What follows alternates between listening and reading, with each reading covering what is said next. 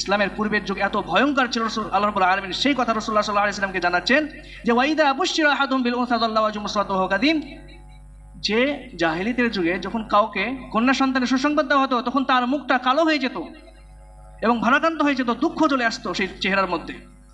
তারপর আল্লাহ রাব্বুল আলামিন বলছেন যে ইয়াতাওয়ারা মিনাল কওমি মিন সুই মা বুশরা বিহি আমসুকুহু, যে আল্লাহ রাব্বুল আলামিন বলছেন যে সেই কওম থেকে, সেই সম্প্রদায় থেকে তাকে যে সুসংবাদটা দেওয়া হয়েছে সেই সুসংবাদের ভিত্তিতে সে কি করত? আত্মগোপন করত। সুসংবাদ পেলে মানুষ খুশি হয়, কিন্তু সেই যুগে নারীর সুসংবাদ দিলে, কন্যা সন্তানের সুসংবাদ দিলে সে আত্মগোপন করত কওম থেকে এবং চিন্তা করতো আয়াম সুকুহু, যে সেই কন্যা সন্তানকে সে রেখে দেবে, না আমি ইয়াদুসুহু ফিত তুরাব, না মাটিতে জীবন্ত কবর দিয়ে দেবে।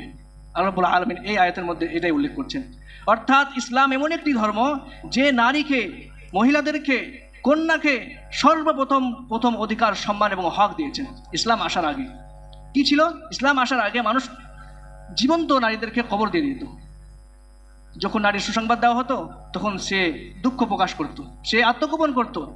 ঠিক অনুরূপভাবে আল্লাহ রাব্বুল আলামিন সূরা তাকবীরের মধ্যে উল্লেখ করলেন যে 14 এবং 15 নম্বর আয়াতের মধ্যে ওয়াইদাল মাউউদাতু সুইলাত বিআইয়ি যামবিন কুতিলাত, এই আয়াতের মধ্যে উল্লেখ করেছেন যে ওয়াইদাল মাউউদাতু কুতিলাত, ওয়াইদাল মাউউদাতু সুইলাত, সেই সব মানুষকে, সেই সব বাচ্চাদেরকে জিজ্ঞাসা করা হবে।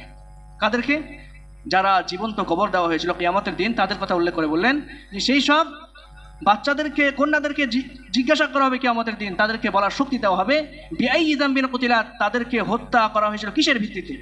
তাদের পিতামাতারা যে তাদেরকে হত্যা করেছিল, জীবন্ত মাটিতে পুঁতে দিয়েছিল, এটা কিসের ভিত্তিতে? তারপরে তাদের পিতামাতাদের বিচার করা হবে। এই আয়াত দ্বারা আমরা বুঝতে পারছি যে আল্লাহ রাব্বুল আলামিন কি বলতে চেয়েছেন, যে ইসলামে সন্তান হত্যা করা কাবিরা গুনাহ, হারাম।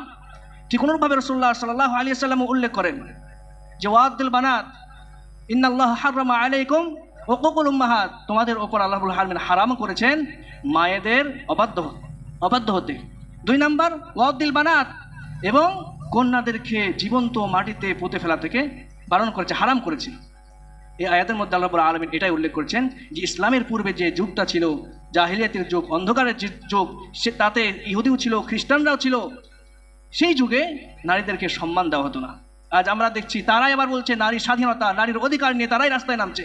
কিন্তু ইসলাম যে অধিকার দিয়েছে, ইসলাম যে স্বাধীনতা দিয়েছে, সেটা পৃথিবীর মধ্যে কোনো ধর্ম সেটা দিতে পারেনি আজ পর্যন্ত।